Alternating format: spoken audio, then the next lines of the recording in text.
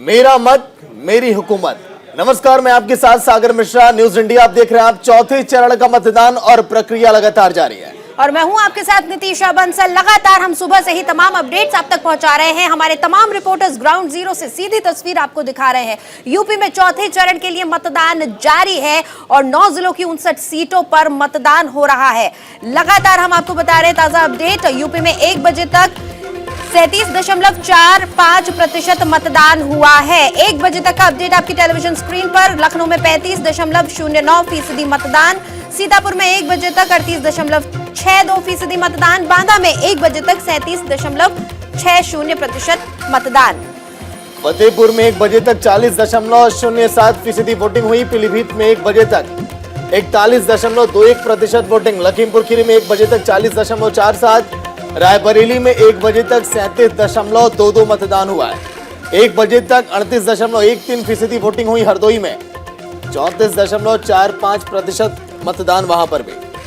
तो लगातार हम आपको बता रहे हैं, हर एक तस्वीर आप तक सबसे पहले न्यूज इंडिया पहुंचा रहा है।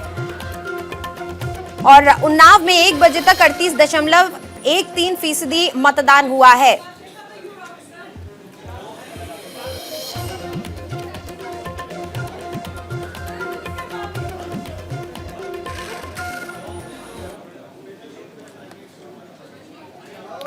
और रीता बहुगुणा जोशी के बेटे मयंक जोशी ने अखिलेश यादव से मुलाकात की। ये अहम खबर हम आपको बता रहे हैं। इसके बाद से ही सियासी सरगर्मियां तेज हो गई हैं और लगातार इस मुलाकात के अलग अलग मायने निकाले जा रहे हैं। ठीक आज चौथे चरण की वोटिंग के 1 दिन पहले ये मुलाकात हुई और समाजवादी पार्टी ने इस तस्वीर को बहुत अच्छे से वायरल किया है। सोशल मीडिया का पूरा लाभ इस तस्वीर को वायरल करने में समाजवादी पार्टी ने यूज किया है। और आज जब लखनऊ में भी वोटिंग हो रही है, ऐसे वक्त पर रीता बहुगुणा जोशी के बेटे की तस्वीर अखिलेश यादव के साथ।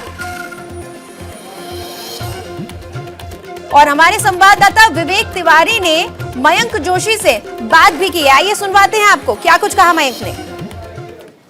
मयंक जोशी हमारे साथ है। कल इनकी तस्वीर अखिलेश यादव के साथ आई है भारतीय जनता पार्टी से समाजवादी पार्टी में। क्या वो जाने वाले हैं? मयंक, तस्वीर कल की हम लोगों ने देखी है, क्या उसका मैसेज है? मैसेज ये है कि किसी से समय मांगा, समय मिल गया, जाकर के शिष्टाचार की भेंट कर ली, बस। इसके अलावा कुछ भी नहीं? नहीं, इसके अलावा कुछ नहीं। ये है कि आप समाजवादी पार्टी ज्वाइन करने, बहुत दिनों से इस बात की अटकलें थी। देखिए, अटकलें तो आप देखिए कब से लग रही हैं, और अगर मुझे करना होता तो फिर मैं कल ही कर लेता। तो ये अटकलें लगने दीजिए। मैं अखिलेश जी का धन्यवाद करता हूँ, मुझे समय दे दिया मिलने का। और जैसा मैंने कहा भाई, कई चीज़ें होती हैं वो नक्षत्र में लिखी होती है। ग्रह जब इकट्ठा होते हैं, एक लाइन में आते हैं, तभी आप मिलते मुलाकात होती है। कल रहा होगा, समय मिल गया, मैं जाके मिल लिया। किस वजह से मिलने गए थे? वो मेरी कुछ निजी बात थी जो उनके साथ थी, वो मैं आपके मंच पे नहीं बोल पाऊँ। देखिए, आपको लेके खबर ये है कि आप नाराज थे, आप कैंट से टिकट चाहते थे भारतीय जनता पार्टी से, वो आपको नहीं मिला और इस बात से आपको नाराजगी, आप कैंट में प्रचार करने भी नहीं गए। तो क्या अब अगला पड़ाव आपका समाजवादी पार्टी होने जा रहा है? और कैंट में टिकट नहीं मिलने से क्या आप निराश हैं? देखिए, निराश तो भाई मेरे अलावा भी जिन्होंने मांगा होगा सब निराश होंगे। मैं मांगते तो कई लोग हैं, मिलता किसी एक को है। और निराशा होती है, निराशा हुई, लेकिन उसका ये मतलब नहीं है जो अटकलें लगाई जा रही हैं उन अटकलों को मैं थोड़ा सा खारिज करूंगा। और जैसा मैंने कहा कि वहाँ पर मेरी माँ भी गई प्रचार करने, जिनको कैंडिडेट बनाया गया है। मेरे जितने लोग हैं, आप जा करके आप देख लीजिए। मैं था नहीं, दरअसल मुझे बीच में कोविड हुआ था, मैं दिल्ली चला गया था 5 दिन के लिए। और परिवार का तो माँ जहाँ है वहाँ पर हम सब हैं। आज वोटिंग हो रही है लखनऊ में और 27 को प्रयाग में भी वोटिंग होनी है, तो क्या भाजपा के लिए वोट मांगेंगे या बैठे रहेंगे? नहीं, मुझे कोई कहीं बुलाएगा तो मैं चला जाऊंगा। अगर किसी को लगेगा मेरी उपयोगिता है, बुलाएगा मैं चला जाऊंगा, नहीं बुलाएगा तो आराम से घर बैठेंगे। अखिलेश के साथ आपकी फोटो दे, ये मैसेज चला गया है कि आपके जो समर्थक है वो समाजवादी पार्टी का साथ दें। आप इस बात को इकरार करते हैं इसका? देखिए, समझ लिया गया है ना, आप लोगों ने समझे, आप ही लोग समझाते हैं, तो ऐसा कुछ नहीं है। अब वो समझने वाले जो समझते हैं वो समझ जाए, जो ना समझे वो नाड़ी है, क्या कह सकते। वोट देकर आप आ जाए हैं? जी, मैं दे आया वोट। तो हम माने कि आपका वोट? वो तो बोल नहीं सकते, ना आप बोल सकते हैं ना हम बोल सकते हैं, पर मैंने वोट दिया है। लेकिन तस्वीरें तो बोलती है ना। मैंने वोट दिया है, जो सरकार बने, चाहे ये बने चाहे नहीं बने या कोई बने, वो चाहे किसानों का मुद्दा हो, चाहे एमएसपी का मुद्दा हो, चाहे महिलाओं की सुरक्षा का मुद्दा हो, चाहे युवाओं के भविष्य का मुद्दा हो, उसके ऊपर बन करके आए। लोग अपना मतदान करें, लोकतंत्र का पर्व है, 5 वर्ष में एक बार आता है, खूब जाएं, अच्छे से मतदान करें, पर इन मुद्दों को भी याद ध्यान रखें जब जाके अपना मतदान। अखिलेश यादव ये कह रहे हैं कि 11 लाख यहाँ पर सरकारी नौकरियां खाली पड़ी हुई हैं जिन पर भर्ती नहीं हुई है। वो ये कह रहे हैं कि नफरत की राजनीति हो रही है। वो ये कह रहे हैं कि बेरोजगारों को काम नहीं मिला, किसानों पर अत्याचार हुए। आप इस पर यकीन करते हैं कि ये बातें वो सही कह रहे हैं? क्योंकि आप एक पॉलिटिकल शख्सियत हैं, इसलिए जो इश्यूज इस इलेक्शन में चल रहे हैं कहीं ना कहीं आपको देखना पड़ेगा कि वो सही है या नहीं। अखिलेश की कैंपेनिंग के बारे में, उनके द्वारा उठाए इश्यूज के बारे में क्या कहेंगे? देखिए, आज ये प्रश्न आपका मुझसे पूछना ठीक इसलिए नहीं होगा क्योंकि दोनों पार्टियों ने अपना अपना मैनिफेस्टो जारी किया, बाकियों ने भी किया है। उनका जो प्रेरणा पत्र है या उनका जो घोषणा पत्र है, वो मुझे लगता है कि वो ऐसी चीज़ है जो अचीवेबल है, अचीव की जा सकती है। भारतीय जनता पार्टी का जो है वो भी मुझे लगता है शायद अचीव हो पाएगी। अब आगे क्या होगा वो तो समय बताएगा। घोषणा पत्र मुझे लगता है ऐसा है जो लगता है कि ये जमीन पर, धरातल पे उतारा जा सकता है। दोनों दलों का लगभग। प्रयाग जाएंगे आप, क्योंकि अब वोटिंग वहां पर होने वाली है नेक्स्ट फेज में? कोई मुझे बुलाएगा, मेरी उपयोगिता होगी तो अवश्य जाऊंगा। नहीं तो लखनऊ में ही रहेंगे? नहीं तो मैं लखनऊ में रहूंगा। मैं लखनऊ के वासियों कहाँ जाऊंगा, यहाँ वोट डाल के आया हूँ। चलिए, थैंक यू। तो मयंक कुछ साफ साफ नहीं कह रहे हैं, लेकिन जो तस्वीर अखिलेश यादव के साथ उनकी आई है वो काफी कुछ कहने वाली है, जिसको वो अभी फिलहाल नहीं कहना चाहते हैं। ये बात उन्होंने जरूर कही कि कैंट में उनको टिकट नहीं मिला बीजेपी की तरफ से, उससे वो निराश जरूर हैं। अगला पड़ाव क्या होगा इस पर साफ साफ कुछ नहीं कह रहे हैं, लेकिन अखिलेश यादव के साथ उनकी जो तस्वीर आई है वो बहुत कुछ कहने के लिए पर्याप्त है। कैमरा पर्सन आशीष के साथ विवेक तिवारी, न्यूज इंडिया, लखनऊ। तो मतदान का दौर लगातार जारी है। चौथे चरण का आज के दिन मतदान, 59 सीटों पर यह वोटिंग हो रही है। 51 सीटों पर बीजेपी ने जीत प्राप्त की थी, 4 पर सपा ने, 2 पर बीएसपी और 1 पर कांग्रेस। लेकिन इस चरण में समीकरण थोड़े बदले बदले दिखाई दे रहे हैं। हमारे साथ स्टूडियो में सर्वेश्वर पाठक हैं जो कि पॉलिटिकल एक्सपर्ट हैं। सर्वेश्वर जी, लगातार सुबह से आप चर्चा में बने हुए हैं, लेकिन लखीमपुर देखा जाए एक ऐसा मुद्दा जिसकी चर्चाएं जोरों पर है, और किसान बेल्ट, जाट बेल्ट, जहां पर वोटिंग संपन्न हो चुकी है। ऐसे में लखीमपुर मुद्दा कितना प्रभाव डालेगा आज के दिन वोटिंग पर? क्योंकि आशीष मिश्रा और देखा गया अजय मिश्रा टेनी कड़ी सुरक्षा के बीच गए पोलिंग बूथों पर। कितना प्रभाव पड़ेगा और क्या इसका असर पड़ेगा परिणामों पर? सर्वेश्वर जी, देखिए, लखीमपुर खीरी का प्रभाव तो आंशिक रूप से, मैं शुरू से कह रहा हूं कि इसका प्रभाव आंशिक रूप से पड़ा है। और आज का अगर आप देखा जाए तो वहां पे जो स्थानीय लोग हैं इस प्रभाव को उतना मतलब महत्व नहीं दे रहे हैं इस मुद्दे को। और जो लोकल मुद्दा है, जो उनके सामने मुद्दा है, महंगाई का है, नौकरी का है, उसके बाद आपके विकास का मुद्दा है, उन्हीं मुद्दों पे वो वोट डाल रहे हैं। देखिए, किसान की अपनी कोई न जाति होती है न कोई ये होती है, हर वर्ग का किसान है। तो अभी अगर किसान वोट देने जाता है तो ब्राह्मण किसान भी है, तो वहाँ पे दलित किसान भी है। तो लखीमपुर खीरी में यह मुद्दा आंशिक रूप से रहेगा। जो बीजेपी के धुर विरोधी है वही इस मुद्दे को वहाँ पे बीजेपी के अगेंस्ट वोट करेंगे, नहीं तो वहाँ के बाकी के लोग। सर्वेश्वर जी, जब बात आप किसानों की कर रहे हैं तो ये भी जानना बेहद जरूरी है कि 59 जो सीटें हैं जहां पर वोटिंग है, 50 ऐसी सीटें हैं जहां पर सांड मुद्दा इस बार गरमाया हुआ है और इसको विपक्ष भुनाने में लगा है, तो ये भी एक बड़ा प्रभाव डालेगा।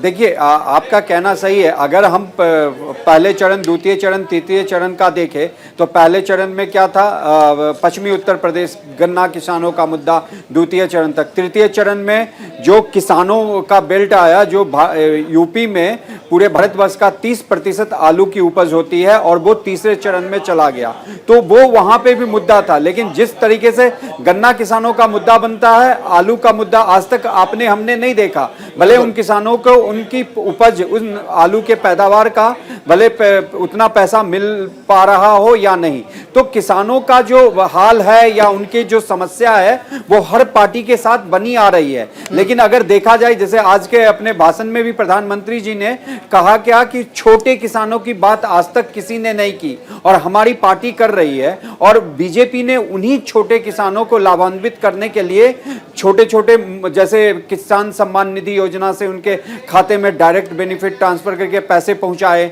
चाहे उनको आयुष्मान योजना से जोड़ना हो, या उन्हें घर देना हो, या फिर उनको शौचालय बनवाना हो, तो उन छोटे किसानों की संख्या बहुतायत में होती है। तो उनका अगर आप ख्याल कर रहे हो तो यह कहीं ना कहीं बीजेपी को फायदा पहुंचाएगा। क्योंकि अगर आप देखें तो 2012 से 17 तक अखिलेश यादव की सत्ता थी, लेकिन उस समय उन्होंने क्या किया और जस्ट 5 साल में बीजेपी आई है तो फिर अखिलेश यादव जी के पास इतने मुद्दे हो गए कि किसान परेशान है, किसान आत्महत्या कर रहा है, उसकी कोई नहीं सुन रहा है। जब वो खुद ही इस प्रदेश के मतलब सीएम थे तो उस समय उन्होंने क्यों नहीं किसानों की स्थिति सुधारने के लिए अच्छे अच्छे प्रस्ताव लाए और पॉलिसीज बनाई।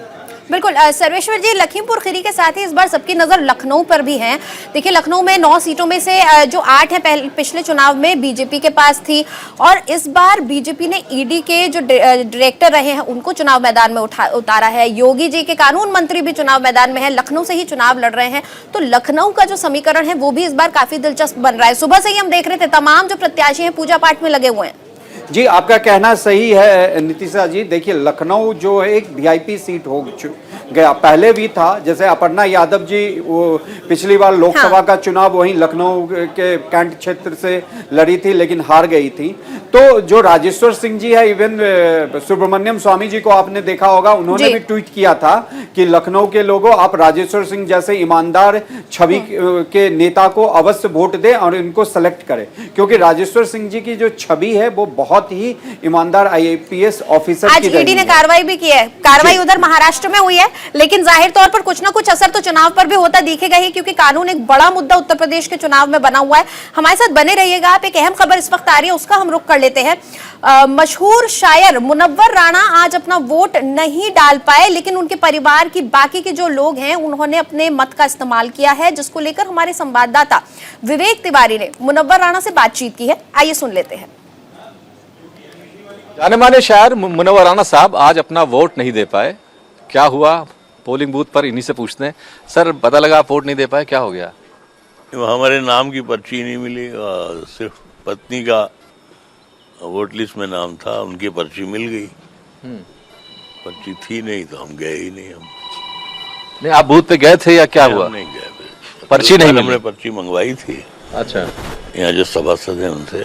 हाँ, तो उन्होंने क्या कहा आपको? तो उन्होंने हमारे पत्नी की पर्ची थी, कहना यही पर्ची है और तो कोई है नहीं।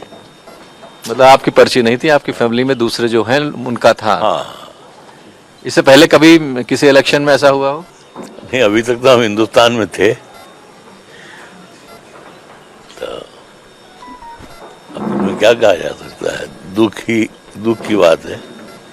नहीं, आज इतना बड़ा दिन, सवेरे हम तैयार हुए नहा धो करके, बिल्कुल हमने कहा जाए था भाई ये भी सबसे बड़ा त्योहार है, लेकिन उसमें हमें शामिल ही नहीं किया गया। नहीं, आपने दरियाफ्त की क्या वजह हो गई, क्यों नहीं मिली पर्ची? नहीं, अब किससे पूछें? अब कहाँ, अभी भीड़ में हम लंगड़े आदमी, हम व्हीलचेयर लेके कहाँ जाए पूछने के लिए। तो निराश हैं आज आप नहीं कर पाए अपना वोट? नहीं, निराश क्या, ठीक है साहब, नहीं होगा मेरा नाम। नहीं, आप कुछ और कहना चाह रहे हैं शायद? नहीं, कुछ नहीं, कोई ऐसी कोई खास बात नहीं है। ऐसे ही क्या कुछ एडमिनिस्ट्रेशन ने कुछ खेल कर दिया क्या आपके साथ? हम क्या कह सकते हैं, ऐसा जो भी हो। मायूस तो होंगे? नहीं, कोई मायूसी की बात नहीं है। इस मुल्क में सब जायज हो सकता है, अब कुछ भी हो सकता है। हमारा वोट नहीं हो सकता है, हम भी नहीं हो सकते हैं, तो इसमें कोई बड़ी बात थोड़ी है। इससे पहले 2017-12 में और जो लोकसभा के इलेक्शन में, सब में यहीं से? हाँ, इसी में है। इसी तरीके से पर्ची आपके घर तक आती थी? ये शंभू, ये कॉलेज बराबर में बच्चियों का है, इंटर कॉलेज बच्चियों का। तो इसी में वोट पड़ता था। तो अब हमने, हमारा वोट नहीं आपकी मिला, तो पत्नी भी इस गम में नहीं गई कि भाई बुढ़ापे में तुम्हारा साथ क्या छोड़ें, तो हम भी नहीं जाते। हमने कहा मत जाओ भाई। नहीं, आपने बहुत सारी बातें कही थी बीते कुछ दिनों में, कुछ नाराजगी जाहिर की थी चीफ मिनिस्टर को लेकर भी आपने कुछ कहा था। नहीं, हमने जाहिर है कि चीफ मिनिस्टर से कोई मेरी प्रॉपर्टी का झगड़ा तो है नहीं। जी जी, कि उन्होंने मेरा घर गिरा दिया या मेरे घर पे कब्जा कर लिया। है कुछ सियासी अख्तिलाफ हैं, किसी से भी हो सकते हैं। इस डेमोक्रेटिक कंट्री में हर शख्स की को ये हासिल है कि वो अपनी राय रख सके, अपनी बात कह सके। तो उसी का हमने भी इख्तियार किया। या तो ये मालूम हो जाए कि इस मुल्क में किसे राय देना है, किसे नहीं देना है, तो हम राय भी नहीं दे सकते हैं, हम बोल भी नहीं सकते हैं। कहीं आपको ये तो नहीं लग रहा है कि जो कुछ आपने कहा आज, पर्ची ना मिलने और उसके बीच में कोई कनेक्शन है? ऐसा नहीं होगा। इससे ही अंदाजा हो सकता है कि हाँ हमारा शासन या प्रशासन या कैसे चल रहा है कि पर्ची गायब हो जाए। नहीं, एक ही फैमिली में आपकी वाइफ का है और आपका नहीं है, तो ये तो कुछ अजीब बात हुई। हाँ, मजेदार है ये, होगी तो क्या किया। तो मुनव्वर राणा साहब कुछ कहना नहीं चाहते हैं, लेकिन जो नहीं कहना चाहते हैं वो ये कि उन्हें तकलीफ है इस बात की कि आज वो अपना मतदान नहीं कर पाए। उनकी वाइफ की पर्ची थी, वो मतदान चाहती तो कर सकती थी, लेकिन उन्होंने अपने शौहर का साथ दिया और वो भी मतदान करने नहीं गई। हालांकि ज़्यादा कुछ मुनव्वर राणा कहना नहीं चाहते, लेकिन ये तकलीफ उनको ज़रूर है कि इस बार वो चाहकर भी अपना वोट नहीं डाल पाए, क्योंकि उनकी पर्ची उनके घर तक नहीं आई। बाकी उनके दूसरे फैमिली मेंबर्स जो थे, जो एक ही घर में रहते हैं और एक ही बूथ पर वोट करते हैं, उनके नाम ज़रूर थे उस पर्ची में, लेकिन इनकी पर्ची नहीं आई और इसकी वजह से ये नहीं वोट डाल सके। कैमरा पर्सन आशीष के साथ विवेक तिवारी, न्यूज़ इंडिया, लखनऊ। तो वोट ना डाल पाने पर मुनव्वर राणा ने कुछ नहीं कहते हुए भी काफी कुछ कहा है।